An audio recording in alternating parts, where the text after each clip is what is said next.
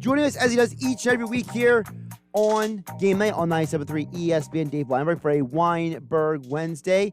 We got some Eagles news to get into, also some more baseball talk as well with Dave as he joins us each and every week here on the live video stream. Dave, how you doing today? I'm doing well, Josh. Trying to stay cool, but it's losing effort so far. Yeah, it's definitely a steamy one today. That's for sure. I don't think anybody should be avoiding the water today, to say the least. That's the truth. Yep.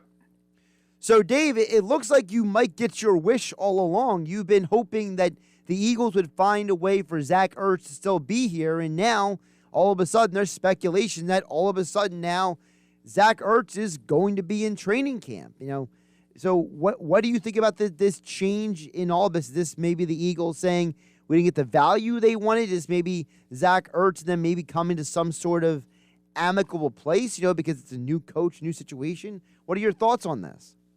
Yeah, I'd like to think that's true. If it happens, I'd be thrilled. I think, as I've been saying all along, I was hoping that Zach would be able to find a way to stay an Eagle. I was hoping the Eagles would find a way to keep him. And maybe that's the case. Maybe it's a new coaching staff, new atmosphere, new culture, and maybe they think Zach will. I would think they would think Zach will help establish a strong culture there, being one of the veterans on the team, and hopefully that'll come to pass.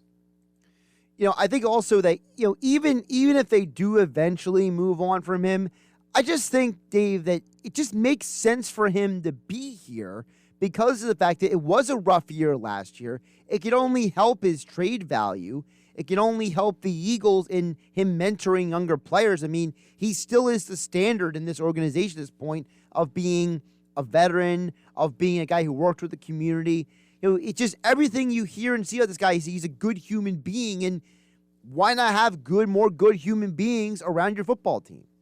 Yeah, I mean, that's especially the case in the NFL. The more strong leaders you can have, the better off you're going to be because you have so many players on your roster. You need guys who are going to set the tone, going to set the example, not necessarily about how things were, but just a guy who you can rely on, the younger players can rely on for advice and guidance. And Zach certainly fits that mold. So, yeah, you're right. It would a good year would enhance his trade value also.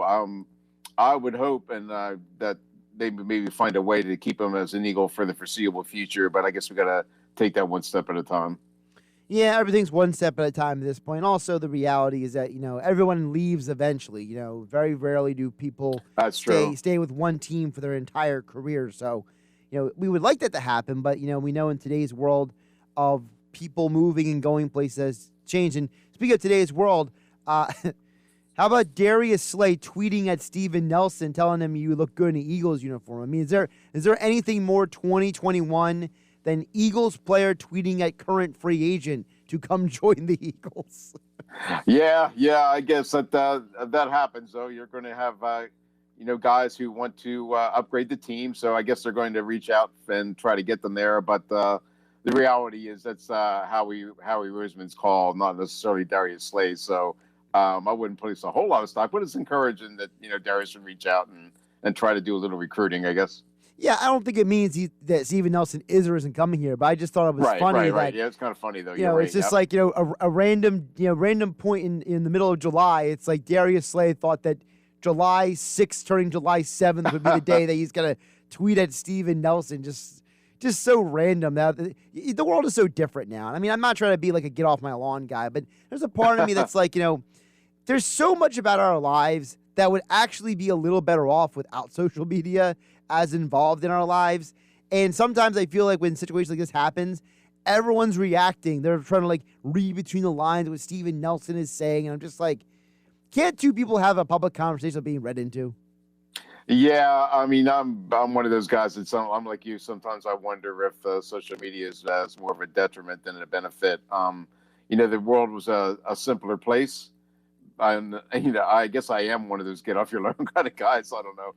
But yeah, the world was a simpler, kinder place in some respects, before Twitter and Facebook and Instagram and TikTok and everything else kind of invaded our culture. I know that, sports media's job is definitely different than it used to be.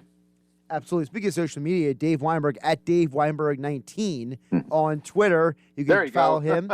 Just kind of seamlessly put that all together. Before social media, people actually had to talk to each other, Dave. Now all of a sudden they have phones in front of their face the whole time, and they can avoid talking to each other. It's a shame. Yeah, but videos pop up out of nowhere. It's definitely, you have to be on your guard at all times. That's unfortunately. very true. Dave, I don't know if you saw, but Steve Bedrosian's son has signed a minor league contract with the Phillies, Cam Bedrosian. So Wow. we may see Bedrock Jr. in a Phillies uniform this year. Tell me your thoughts of the dad, though, Steve Bedrosian. He wasn't here with the Phillies very long, but he had his best years in a Phillies uniform, to say the least. Yeah, very good pitcher. And they could use, if his son is anything like his dad, they could certainly use him, considering the way the bullpen's imploding. It's almost on a nightly basis. I mean, we give them a 10-run lead, they can probably hold it, but there's still some exciting moments in there before you can actually get the final out. And yeah, I mean, the more help they can get, the better. And then Steve was definitely a bright spot for the Eagles, or for the Phillies back in the day. So maybe his son can kind of fit the bill a little bit and keep up the tradition.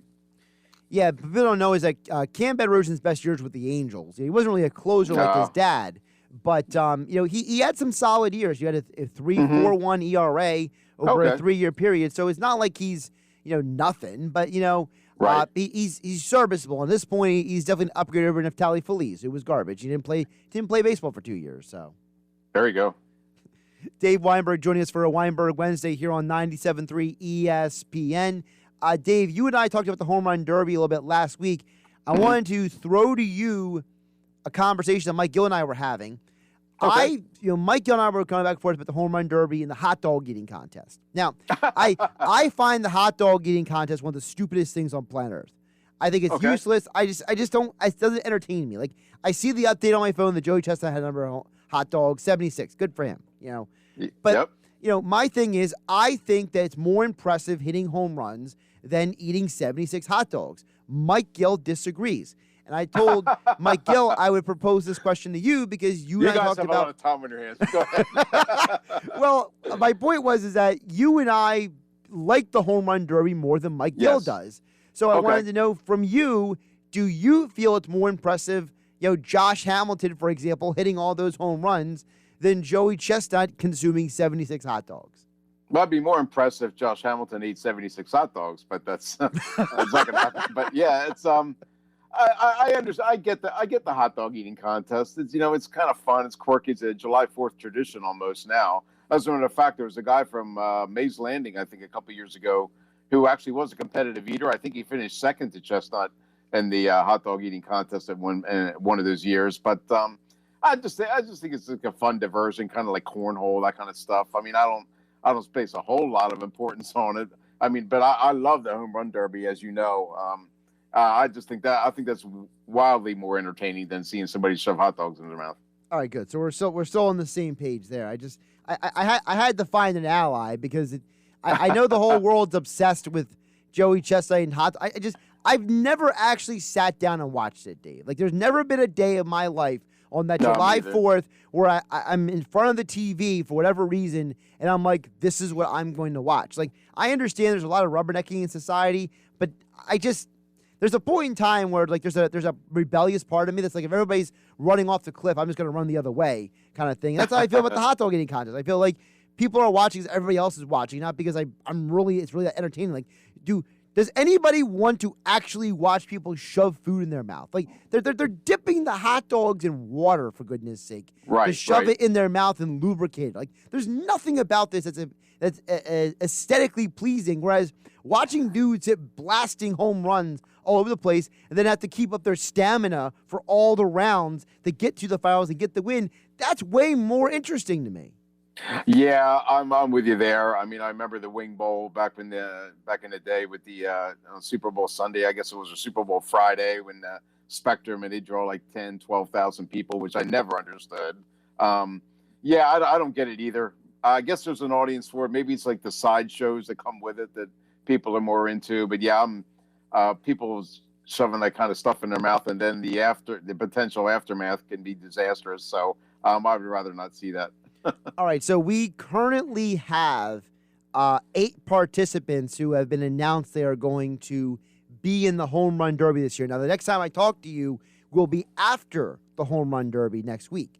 So I'm going to give you the names of the participants, and I want you to tell me, who are you leaning toward when it comes to this group in terms of who you would pick to be the winner, okay? Okay, sure. So you got Shohei Ohtani of the Angels. He's my winner. I didn't get the rest of the list yet. Come on. Keep going. No, go ahead. Pete Alonso, the defending champion from 2 years ago. Right. Trevor Story, who's in Colorado. It's going to be in Colorado, so he knows that ballpark better than anybody. Sure. Trey Mancini, who's pretty much the streakiest hitter in all of baseball at this point in time. Salvador Perez, who is probably the best power-hitting catcher in all of baseball. Matt Olson, the only legitimate slugger on the Oakland A's roster. The phenom Juan Soto from the Nationals. And the only thing I do is hit home runs, Joey Gallo of the Texas Rangers. That is your 8 men who have committed to this year's Home Run Derby. I'll go Ohtani. Like I said a couple of seconds ago.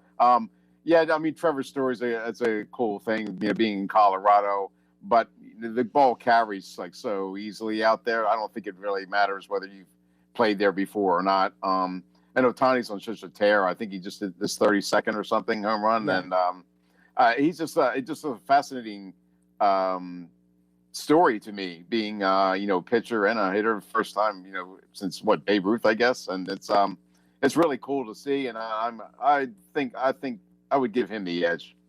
See, I'm going with Juan Soto because I think Juan Soto's swing, he can replicate that again and again. Like, it's not a swing that, he has to change up too much to actually get it. And also the fact that I remember all those years in Colorado, people forget that the left-handed hitters actually, had a good amount of success at Coors Field. Your Larry Walkers, your Todd Heltons. People always talked about Dante Bichette and Vinny Castilla and Andres Galarraga, but those guys were big, powerful dudes. You'd have to be a big, powerful lefty to hit home run in Colorado. And I think Soto, he's so young, he's so underrated as a hitter.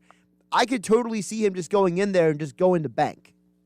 Yeah, it's possible. You're right. Yeah, he does have that swing that's repeatable, like you said. That doesn't require a whole lot of adjusting. And as we talked about before, there's some guys who beg out of that because they're afraid they have to adjust their swing so much that they can't get their natural rhythm back, which is pure baloney to me. But I could see Juan Soto taking it. I think Joey Gallo is probably going to have the record for home runs in a round, though. I think like in the first round, he's going to go nuts and he's going to run out of steam. Like, he's going to hit like 20 home runs in the first round. They're all going to be like 500-foot bombs. Then the second round, he'll hit like 5 and he'll be out of it, kind of thing. Like, he's my candidate for like go big and then go home. Yeah, I can see that. He's getting along in years a little bit, and he might be running out of steam. Yep, you're right there. And also remember, he also hits in a home run friendly ballpark as well, does Gallo. So he's familiar with hitting home runs. I'm with you. I think Trevor Story is a nice story, no pun intended. But it's just like he's not your traditional Colorado Rocky power hitter. No, not even close. You're right. Yep.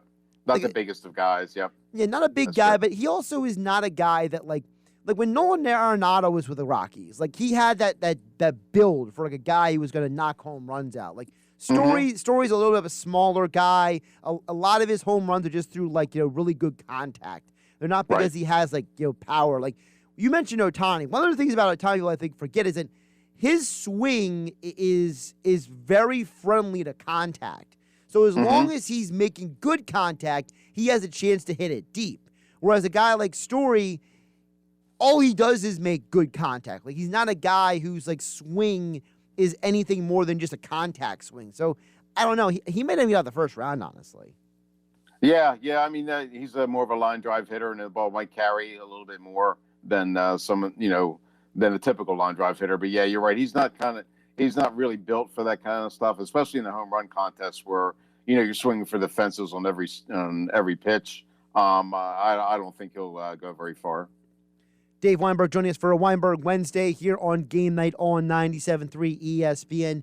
At Dave Weinberg 19 on Twitter. His extra point columns over at 97.3ESPN.com. All right, Dave, how was your July 4th weekend? The weather did finally clear out, at least for Sunday and Monday. So how was your 4th of July weekend? Fantastic, actually. Saturday, the family and we went down to the Bay in Lower Township to watch the fireworks, but it's more about people watching there. You get some really interesting characters going up down the road, and the fireworks were okay. They weren't. I don't think they were anything great, but they were okay. And then, unfortunately, it started to rain just as the finale was happening, so we left. But and Sundays was in Cape May. We just sat on the beach, which is our tradition. And the cool thing about it is if you look into the distance, you can see Delaware's fireworks, and then you look behind you can see Wildwood's fireworks, and then you just look out in the ocean and you see Cape May. So you get like 3 for the price of 1, and it's a really cool thing. You a bunch of people that you normally don't see. Yeah, you gather at the beach and kind of chat and catch up, and then it's pretty. It's a pretty cool. The traffic was terrible, but that goes without saying. It's going to be that way. So, but I had a good time. Yeah, 4th of July weekend usually. Well, for me, the traffic started coming even before the weekend hit. Like I noticed people coming, Tuesday, Wednesday, Thursday. And I'm like, all right, well, we're back. We're back to some sort of normalcy here because the people are coming down already. The greatest thing that I've dealt with is I thought the weekend was done. Apparently, some people already stayed a couple extra days this week. So people are leaving South Jersey on Tuesday and Wednesday. When I thought most people leaving on Monday, but there's a group of people who said, hey, we're staying a couple extra days. And so, driving in the last 2 days, I've been like, wow, I was not expecting this many people on the road on, 2 days removed from 4th of July. So. Yeah, well, I think Monday was considered a holiday for a lot of people, so they wanted to stay and take advantage of, as much as they could. But yeah, and then actually yesterday I had to go to Philadelphia for something. I came back and the cars that were going towards Philly after on my way home, it was like bumper to bumper the whole way on Route 47. It was a lot of people tried to squeeze in 1 or 2 more days. Yep. All right, Dave. One more before I let you go. Sure. Do you have any interest at all in the McGregor versus Poirier 3 fight this weekend? Mildly. Like a passing interest? Yeah, I mean, McGregor always talks a big game, but Poirier kind of handled him the second fight. McGregor won the first one, so I guess it's interesting in terms of the rubber match, so to speak. But I don't know how much time. I don't know how much preparation Conor put into this. He always says he's focused and he's ready, but I just don't think his focus is where it used to be. So I wouldn't be surprised if Dustin, takes care of him in the first round again. But yeah, you never know. It could be a good fight, and I don't think I'll watch it, but I'll pay attention to the highlights. With McGregor, I want to ask you about this analogy. There's a part of me with him that wonders is. When he was being successful, he was crazy. He was out of control. He was a bit of a nut job, right? And now he's like this calmed down version. He's a family man and all this stuff. And it almost makes you wonder, like, it's almost a little like, Mike Tyson at the end. It was like Mike Tyson was the scariest man on earth, right? And then, everything happened in his personal life and he came back to boxing. He wasn't really the same. And I almost kind of wonder, is that what McGregor is now? Is he like, Tyson the later act where it's like, he's still going to have these moments, but he's never going to be that guy again. Yeah, I think you're right there. I was reading a story actually earlier this morning about how somebody had the opinion that the sport has kind of passed him by a little bit, that the techniques that he used to be so successful earlier in his career don't necessarily work all that much. Petroia was known for having a lot of calf kicks in the second fight. That kind of McGregor kind of commented that he really wasn't expecting that, which is hard to believe. But yeah, I just think there's other interests with him now. I just don't. I don't know if he has the dedication and the focus necessary to get back to the top. Well, he's certainly not doing it for the money because he sold his proper whiskey company for a ridiculous amount of money. So no kidding. Really? He technically never has to fight ever again to have money because he sold the majority stake, and from what I understand, he only owns about 5% still in the company. So how about that? Okay. I've never been a big fan of his, but more power to him. Yeah, I mean, I'm not a fan of his either for a variety of reasons, but he's still a big name and he's still a spectacle, and like I said, like Tyson is a party that looks at him, and you know when you're going to watch, you're going to see something. You don't know what that something is, but you're going to see something. So like throwing a chair at a bus or something. Yeah, that's true. Yeah, well, hopefully those days are over. He's supposed to be a family man now, so whatever that means. Dave Weinberg, every Wednesday he joins us for Weinberg Wednesday at Dave Weinberg19 on Twitter. Extra point columns over at 97.3 ESPN.com. And, of course, Tequila and Touchdowns with Dave Weinberg, the podcast available on Spotify, Apple Podcasts, wherever you get your podcasts. And he joins us each week here on Game Night on 97.3 ESPN. Dave, enjoy the conversation and enjoy the rest of your week. Same to you, Josh. Talk to you next week. Thanks again, as always.